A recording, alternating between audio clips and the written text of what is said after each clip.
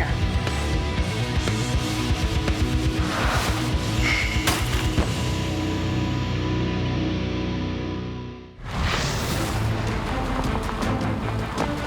이쪽으로 침공해서 몰릴 줄 몰랐죠. 아니, 잠깐 해가 있었어. 하부 지역 건축에만 신경을 쓰다 보니까 안전 대책이 사실은 굉장히 위험합니다.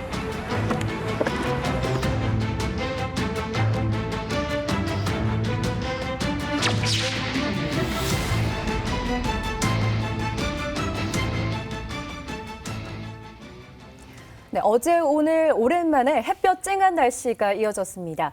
하지만 주말에 다시 장마 전선이 북상하면서 다음 주까지 장마비가 계속된다고 하는데요. 부산 지역의 장마로 인해서 크고 작은 피해가 잇따르고 있습니다. 신중우 PD, 예년과는 다르게 올해는 집중호우 때문에 피해가 더 큰 것 같습니다. 어떻습니까? 맞습니다. 올해는 장마 기간만 두고 보면 예년과 비슷한데요. 그런데 이제 누적 강수량은 지난해에 비해서 2배 정도 많다고 합니다. 2배나요? 예, 시간당 50mm 이상의 그 비가 자주 쏟아져 내렸기 때문인데 네. 그래서 침수 피해도 크고 그리고 무엇보다 산사태에 대한 우려가 굉장히 많은 상황입니다. 네.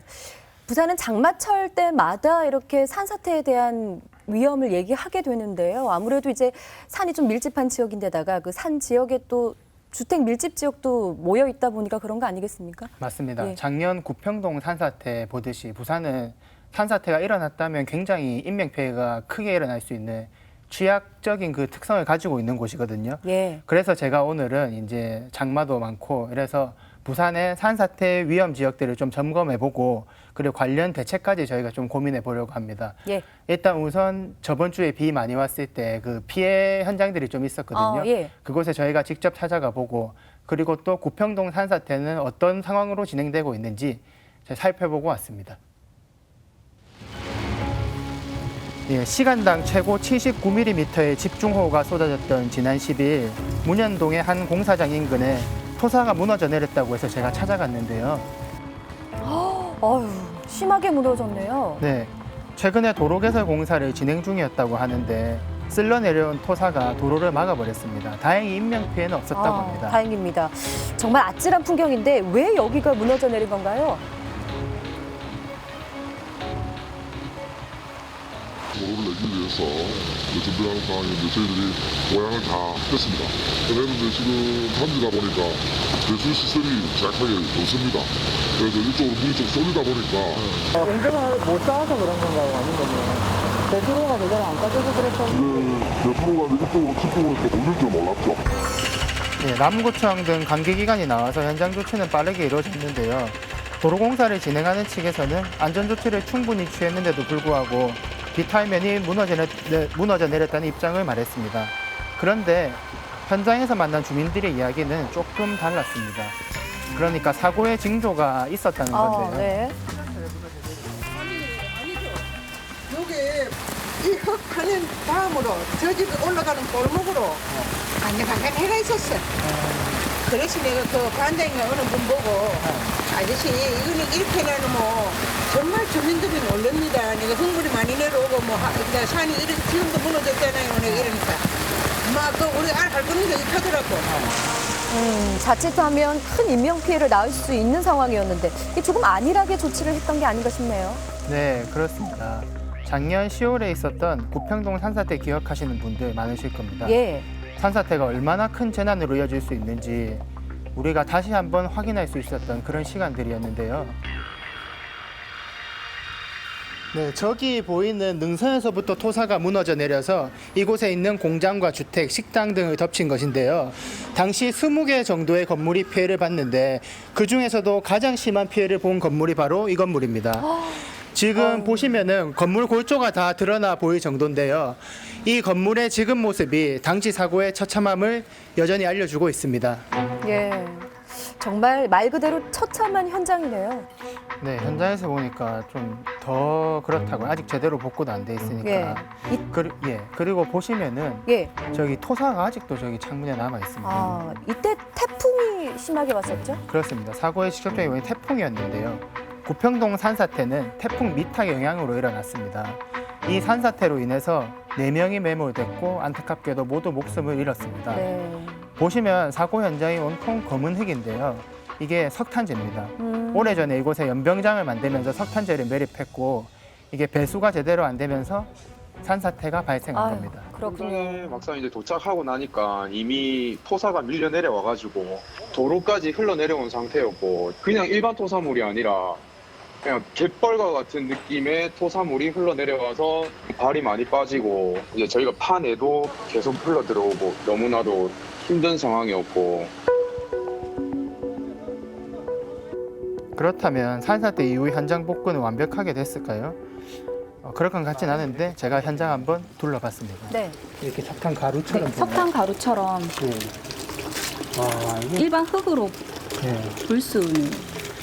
이게 지금 그 사고의 흔적이네요. 네. 아유, 아직 흔적이 남아있네요. 그렇습니다.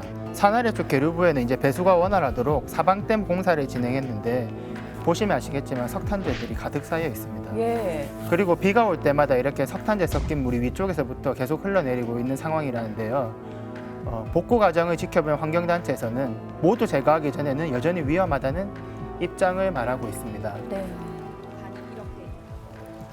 것들이 굉장히 작았었거든요. 급하게 용역을 진행을 했고 거기에 보면 뭐 원인 분석뿐만 아니라 이제 보강 대책이나 이런 것들이 다 나와 있거든요. 근데 그 보강 대책에서 보면은 저기 상부랑 계류부랑 함께 공사를 진행을 해야 되고 제일 좋은 건 연장 밑에 있는 석탄재를 다 제거하는 게 제일 좋다라는 부분인데 현재는 보면은 어쨌든 임시로만 해놓은 거기 때문에 석탄재가 또 다시 무너질 가능성이 있다고 저희는 판단을 하고 있습니다.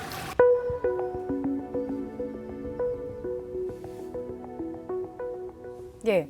구평동 산사태 현장 복구가 완전히 되려면 시간이 좀 더 많이 걸릴 것 같다는 생각이 드는데 그럼 완전히 복구가 될 때까지 이 주민들은 이렇게 비가 올 때마다 걱정을 해야 하는 거잖아요. 그렇습니다. 예. 보셔서 아시겠지만 사고의 원인인 석탄재를 완벽하게 제거해야 이게 조금 불안도 내려갈 수 있는 상황인데요. 그렇죠. 예. 그런데 산사태 이후에 이 책임 소재를 두고 떠넘기기가 계속 있었습니다. 아. 바로 이제 이 땅을 점유해서 사용하던 국방부, 네. 그러니까 연병장이라고 아까 말씀드렸잖아요. 예. 그 국방부와 또 소유자 그리고 지자체 간에 서로 책임 떠넘기를 하면서 복구가 늦어졌습니다. 예.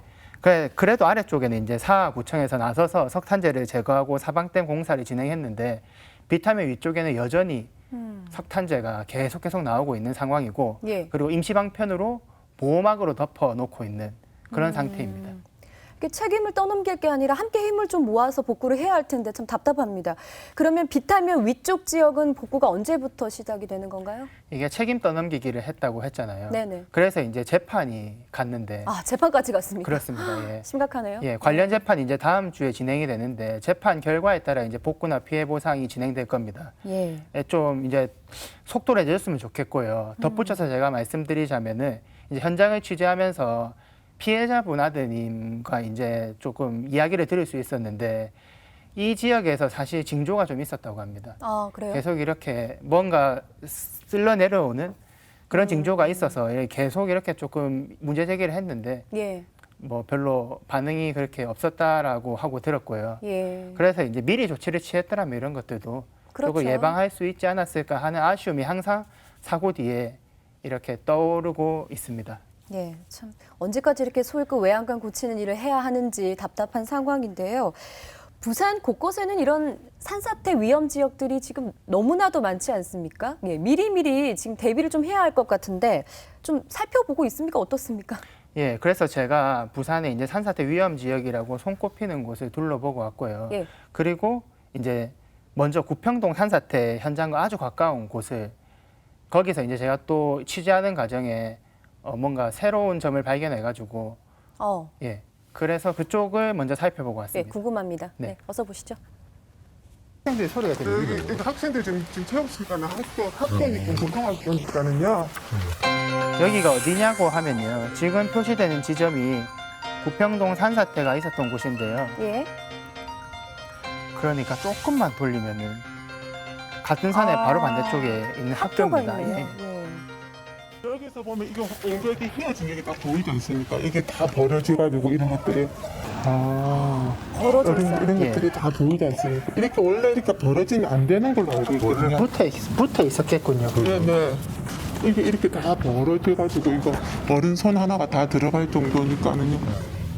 네, 토사가 옹벽을 밀면서 이제 옹벽에 커다란 틈이 생긴 건데요. 예. 학교 측에서는 위험을 인지하고 통학로로 학생들이 사용하지 못하도록 하고 접근 금지 팻말도 붙여놓는 상태인데요.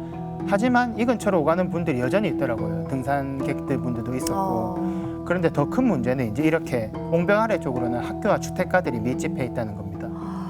뭔가 빠른 조치가 필요하겠는데요. 그렇습니다. 이렇게 관리가 필요한 산사태 위험 지역은 부산 곳곳에 있었습니다. 지금 제가 도착해 있는 이곳은 작년 구평동 산사태가 일어났던 곳과 굉장히 유사한 지역인데요. 바로 위쪽에는 산을 깎아 만든 시설물이 있고 이렇게 아래쪽에는 주택이 밀집해 있는 그런 지역입니다. 실제로 부산에는 이렇게 산을 깎아 만든 지형이 굉장히 많은데요. 그렇죠. 산사태라는 위험에 상시적으로 노출되어 있다고 보시면 될 것 같습니다. 야, 무엇보다 산사태에 대한 주민들의 불안감이 굉장히 크겠어요. 이럴 때 조금 무섭긴 하겠네요. 아주 위험해요, 여기. 주로 저 위에 바람만 불었다 하면 비 오고 바람 불다 확 타날라가 저번에 싹 타날라고 난리가 나요. 예, 주민들이 직접 조치를 취해 놓은 곳도 있었는데요. 가파른 절벽 바로 아래 위치한 주택인데 이렇게 직접 그물망을 설치해서 산사태 피해를 막고 계시더라고요. 얼마나 불안했으면요. 예. 그 할아버지 있을 적에는 이거 할아버지하고 건치 있거든. 이제 할머니 혼자서는 보수공사도 불가능하다면서 이제 불안감을 말씀하셨는데요. 네. 이처럼 비탈면에 인접한 주택들은 산사태 위험에 그대로 노출되어 있습니다. 실제로 산사태로 인한 인명 재산 피해도 큰데요. 99년 황령산 산사태로 인명 피해를 겪기도 했고요. 그리고 2009년 부산 전역에 발생한 산사태로 100억 원이 넘는 피해 금액이 발생하기도 했습니다. 네. 아무래도 부산 전체 면적의 약 45%가 산지로 이루어져 있다 보니 매년 크고 작은 산사태 피해가 반복되고 있는 상황입니다. 전문가들은 부산시가 산사태에 더 적극적으로 대비해야 된다고 말하는데요. 제가 위험도가 높은 지역을 전문가와 함께 찾아가 봤습니다. 네, 여기는 지금 숲으로 가려져가 있지만은 밑에서 상부 쪽으로 위쪽으로 이렇게 쳐다봤을 때도 경사 단면이 상당히 급경사인 것을 우리가 확인을 할 수가 있습니다. 부산 산지의 특성도 이런 산사태가 취약하는 데 한몫하고 있다고 하는데요. 여기에 보시면은 암과 흙이 토사가 이렇게 섞여가 있습니다. 그러면은 이렇게 암반이 이렇게 발달되어 있는 지역에는 그 위에 흙이 살짝 얹혀져가 있는 흙을 우리는 일반적으로 붕적토라고 이야기를 하는데 부산 지역은 전체적으로 전반적으로 이는 붕적토가 굉장히 발달한 지역입니다. 그래서 산사태 위험이 높은 거죠. 이 지역도 자세히 보시면은 나무의 식생 구조가 흙이 밀려남으로 해서 많이 기울어져 있는 것을 알 수가 있습니다. 강원도 같은 경우에도 산사태가 잦지만은 거기에는 거의가 도로 사면입니다. 이렇게 사람이 사는 주택 인근의 사면이 아니고 부산은 산지가 많이 발달되어 있는 것에 사람이 주거를 하다 보니까 좀 더 빠른 정밀 조사가 이루어져야 될 것으로 판단됩니다. 네. 부산 지역은 토사의 특징도 아무래도 산사태에 좀 취약하고요. 그리고 이러한 위험 지역에 사람들이 이미 많이 살고 있기 때문에 더 위험에 노출되어 있다 이런 말씀을 하시던데 그래서 부산이 더 많은 이 관리와 또 좀 걱정을 해야 하지 않겠습니까? 네. 예. 현재 부산시가 관리 중인 산사태 취약 지역은 약 300여 곳 정도 되는데요. 네. 이 중에는 제가 앞서 다녀왔던 곳들도 포함되어 있고요. 그리고 포함되지 않는 곳들도 있는데 예. 조금 문제가 있다면 이런 데 사유지가 있잖아요. 네. 사유지 같은 경우에는 이제 집주인이 자기 집 그 토지 가치 떨어진다고 안 해주시는 분들도 있고. 그럼 아예 손을 댈 수가 없는 거네요. 예, 그래서 뭐 이런 작은 문제들이 있는 상황이고요. 그래서 행정의 손이 미처 닿지 못하는 점들이 있는 것도 분명합니다. 네. 하지만 또 관리 소홀로 사고가 일어나서 그것이 또 인명피해까지 이어지면 안 되지 않습니까? 시민들의 또 안전과 직결된 문제니까 빠른 조치가 좀 필요할 것 같은데요. 그렇습니다. 이게 좀 안타깝지만 구평동 산사태 이후로 그래도 부산시가 관련 조치들을 해나가고 있는 상황인데요. 그래서 특히 생활권과 집 접해 있는 산지 사면 중에서 이제 관리 사각지대가 없는지 네. 전수조사 중입니다. 아, 그런가요? 네, 그래서 이런 전수조사는 처음 진행되는 건데요. 전수조사 용역 그 중간 보고 결과가 나와서 저희가 이 부분을 정리하고 네. 그리고 관련 문제와 대책을 조금 짚어보려고 합니다. 부산시가 생활권과 접해 있는 산지 사면 870여 곳에 대한 전수조사를 진행 중인데요. 이렇게 중간 보고를 보면은 산사태 피해 발생 가능성이 크거나 시설물 손상이 있는 곳을 98곳으로 뽑았습니다. 다행히 관리 사각지대에 놓여 있던 곳들도 포함이 되었는데요. 이런 곳들은 비바람에 토사가 유실되는 것을 막기 위해서 사방댐이나 옹벽, 배수로 등을 만드는 예방 사업을 진행해야 하는데 용역이 끝나면 피해 발생 가능성이 높은 곳을 우선적으로 사방 사업을 진행하겠다는 게 부산시의 계획입니다. 그런데 언제나 문제는 예산입니다. 아, 네. 전해들이 이제 산사태 취약 지역이 이제 302개소가 지금 이제 시에 지정되어 있습니다. 한 150개, 한 50% 정도는 지금 전해들이 이제 공사를 했고 매년 이 취약 지역이 한 번 정해지면 그 개소 이용한 게 아니고 또 취약 지역이 추가적으로 또 나옵니다. 환경이라든지 여건이 생기면서 그렇게 올라가고 그다음에 사업비도 한정적이기 때문에 그렇게 되고 현재 상황으로 가면은 1년에 15개에서 하면은 한 10년 정도 이렇게 지나면은 거의 다 이제 정리될 거로 봅니다. 10년이요. 이거 너무 오래 걸리는 거 아닙니까? 그렇습니다. 예산이 투입돼야 하기 때문에 이 시간에 획기적으로 단축하기는 현실적으로 어렵고요.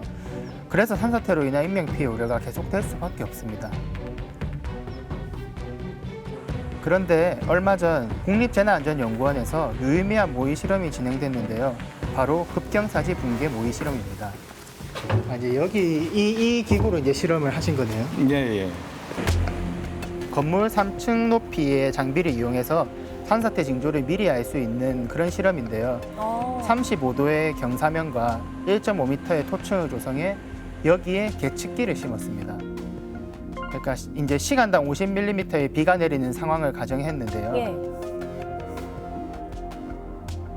이제 보시면 실험 시작 11시간 만에 토사가 완전히 무너져 내렸습니다. 예. 그러니까 산사태가 일어나기 전에 계측기로 산사태를 미리 예측할 수 있다 이런 거네요. 예, 그렇습니다. 이 과정을 실시간 모니터링 했는데요. 요게 그 빨간색 선이 지표변입니다. 그러니까 이 붕괴가 발생하는 거를 볼 수가 있는데 그래서 조금씩 이제 움직이다가 여기서 붕괴가 발생하는 시점이거든요. 중요한 거는 여기 붕괴가 발생하기 직전에 이 하면 수비가 급격하게 증가하는 걸 볼 수가 있습니다. 그래프를 자세히 한번 보면요. 네. 좀 쉽게 설명하면은 빨간색 선이 산에 있는 토사고요. 초록색과 파란색 선은 토사에 꽂은 계측기입니다. 그래프를 보면 이제 산사태가 일어나기 약 60분 전에 도표가 치솟기 시작하는데요. 그러니까 이렇게 미리 예측을 할 수 있다는 게 참 안심이 됩니다. 그렇습니다. 이 시간이 굉장히 귀중한 거죠. 네. 이걸 활용하면 인명 피해를 줄일 수 있다는 겁니다. 그렇겠네요. 저희 지금 이제 비가 오기 시작하다가 지금은 뭐 육안으로 이렇게 하거나 아니면 그냥 단순히 비가 많이 올 것 같다 이러면은 그러니까 기상청에서 예보가 오면 이제 그냥 그 동네 이장님이 이제 대피시키고 하는데 어떻게 보면은 좀 더 명확한 기준을 설정을 해서 신속하게 대피를 시킬 수 있는 그런 기준으로 활용이 될 수 있습니다. 예, 산사태를 미리 예측하고 또 사람들이 대피할 수 있는 골든타임을 확보할 수 있다면 물론 뭐 산사태를 막을 수는 없더라도 인명 피해는 막을 수 있지 않겠습니까? 그렇습니다. 네. 인명 피해를 막는 게 가장 중요한 거잖아요. 그래서 모의 실험에서 이렇게 중요한 역할을 했던 계측기가 부산에는 현재 2군데 정도 설치되어 있다고 하는데요. 이미요? 예, 위험도가 높은 곳들을 이제 위주로 확대 설치하고 예. 그리고 또 주민 대피 체계를 좀 수립해서 이거를 활용하는 방안이 좀 더 활발하게 검토되고 조금 진행됐으면 좋겠더라고요. 예, 더 많은 지역에 이게 좀 활용되면 좋겠다는 생각이 드는데 하지만 또 문제는 예산 아니겠습니까? 그렇습니다. 좀 도돌이표 같은데 이게 특히나 재난에 대한 예산은 이제 예방보다는 일어난 뒤에 복구에 이제 집중하고 그 비중이 더 크다는 게 문제인데요. 네. 이제 1로 막을 수 있는 것을 10으로 막는 이 경우가 계속 반복되고 있는 거잖아요. 네. 취재 과정 중에서 그 담당 공무원분도 이 점을 굉장히 토로하면서 아쉽다고 저희한테 말씀하셨고요. 어쨌든 이제 앞서 본 전수조사 용역이 올해 말에 완료된다고 하는데 이 자료를 바탕으로 예산을 최대한 확보해서 국비 같은 것들을 그래서 이제 예방 사업 등을 이제 진행할 거라고 전달해 왔습니다. 네. 비가 올 때마다 뭐 하늘만 탓할 것이 아니라 미리미리 이렇게 대비할 수 있는 어떤 대책이 빨리 잘 좀 마련됐으면 좋겠다는 생각이 들고요. 네, 신중구 PD 또 장맛비 맞아가면서 또 고생하면서 취재했다고 들었습니다. 어땠습니까? 예, 이게 비는 저희는 그냥 맞으면 되지만 사실 사시는 분들이 굉장히 불안하시잖아요. 예. 그런 걸 느끼면서 하니까 뭐 비 맞는 거야 문제는 안 됐는데요. 제가 이제 취재하면서 보니까 우리가 할 수 있는 것들이 뭔지 이렇게 계속 생각을 해봤는데 예. 그 중에서도 행정 쪽에서는 이제 산사태를 관리하는 이제 부산시 부서가 몇 군데 나눠져 있는 상황이거든요. 이게 이제 재난안전부서에서 관리하는 곳들도 있고 산림과에서 관리하는 부분도 있고 이런데 이게 행정이 일원화가 안 돼 있습니다. 일원화가 안 돼 있으면 잘 아시겠지만 이제 책임이 여기 그렇죠. 넘기고 저기 넘기고 분산되겠죠. 예. 불가피한 건데요. 서울시 같은 경우에는 이제 우면산 산사태라고 아주 예. 큰 산사태였는데 이 이후에 이제 산지 방재과라는 이름의 전담 부서를 만들어서 이쪽으로 행정을 일원화 시켜줬다고 합니다. 네. 제가 취재해본 결과 관련 전문가분들도 이게 가장 시급하게 그리고 가장 효과적으로 할 수 있는 첫 번째 조치라고 하는데 부산이 이제 산이 많아서 부산이잖아요. 도시 이름도. 네. 그래서 시에서도 이런 것들을 조금 감안해서 빠른 조치가 이루어졌으면 좋겠습니다. 예. 예산과 또 인력의 문제를 어떻게 해결해 가느냐 이것이 분명 산사태 예방의 핵심이 되지 않을까라는 생각이 듭니다. 네, 비 오는 날 또 취재하느라 고생 많았습니다. 장맛비에 피해 없기를 바라겠습니다. 고생하셨습니다.